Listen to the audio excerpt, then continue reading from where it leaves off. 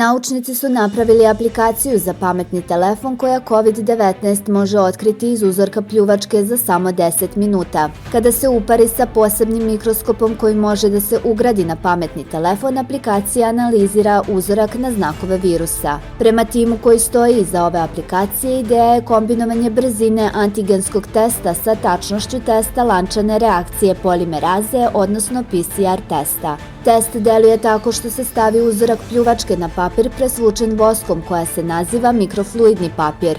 Ovo vodi uzorak kroz određene kanale. Nakon stavljanja uzorka, pacijent mu dodaje antitela sa fluorescentnim perlicama, ako je prisutno dovoljno COVID-19 čestica, antitela se vežu za svaku od njih. Pod mikroskopom se čestice patogena prikazuju kao male grupe fluorescentnih zrnaca koje korisnik tada može da izbroji, objasnili su istraživači. Prema njihovom mišljenju, čitav postupak dodavanja zrna u uzorak, natapanje papira uzorkom, zatim njegovo fotografisanje pomoću pametnog telefona pod mikroskopom i brojanje zrnaca pomoću aplikacije traje od 10 do 15 minuta.